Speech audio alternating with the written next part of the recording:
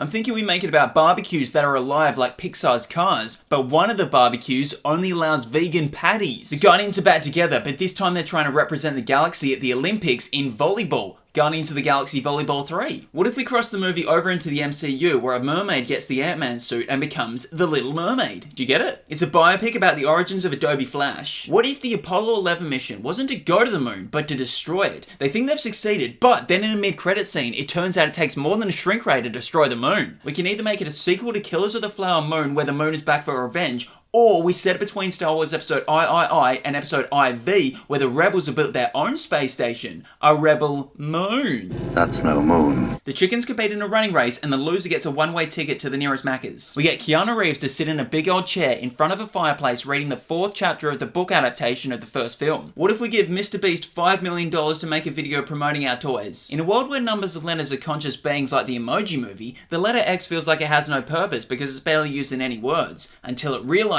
that it's a really fast runner. It's a Family Guy spin-off where Meg digs a trench in preparation to go to war against her family for being mean to her. As she digs, we flash back to moments that pushed her over the edge. What if we make a prequel to Napoleon Dynamite and we learn how he gets his dynamite? I'm not sure what happens in that. It's a BBC documentary about Blue Beetles and we'll get David Attenborough to narrate it. It's an Office spin-off focusing on the character Creed, and it's a prison break movie like Shawshank Redemption. We could just remake Shawshank Redemption. A down-on-their-luck carpenter has gone through 9 saws and spent hundreds of dollars, but none of them have lasted more than a week. Then one day, a mysterious figure hands them a special sword, and we find out that it actually has magical abilities. What if we did a biopic about American rapper and producer, Tyler the Creator? What if the mission really was impossible? Then, at the end of the movie, Tom Cruise turns to the camera and says, "Well, I guess this mission really was impossible."